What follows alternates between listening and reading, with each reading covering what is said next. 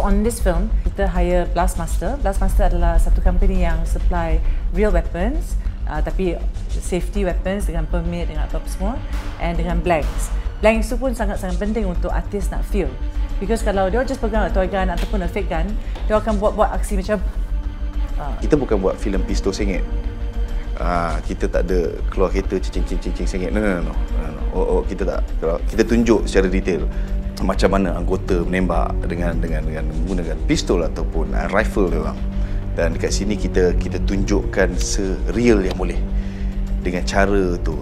So kita tak ada istilah-istilah yang nak berhero lebih, nak tunjuk like villain or hero lah, nak tembak sampai tak tengok orang langsung. No. Kita tak ada cerita macam kita tak buat itu.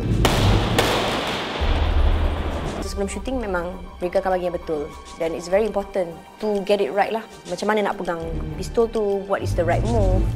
Kita tak nak orang kata be in character, tapi at the same time not be in character sebab tak tahu macam nak pegang pistol. Oleh itu ditunjukkan dengan secara lebih lanjut oleh anggota UTK macam mana untuk menggunakan senjata dan cuma membawa senjata.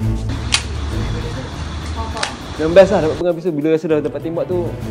Dia rasa seronok dia lain macam sikit kan. Dan dalam situ yang best tu pun sebab dapat tembak J kan. So, yeah. One Jiman, zero J, itu lah katanya. So masa mula bagi tu, dia ada the stunt team and also the UTK officers. The stunt team akan provide the air gun tu. Test dulu to make sure yang kita familiar dengan bunyi. Sebab, wow, bunyi dia kuat. Sekali bila UTK masuk, aku kena marah. No, this is not how you pegang pistol. UTK tak pegang pistol macam ni. So, diorang tarik, diorang pegang tangan Zara. This is how you do it. Memang nampak kelakar sikit kan bila buat. Tapi bila on screen kata, okay, tak apa. Yang ada one of the cakap, memang nampak kelakar tapi this is how menjaga orang-orang sekeliling kita dan diri kita sendiri. So, ada sebab tu dia pegang pistol dia, our viewpoint dan how we move pun ada cara different kan.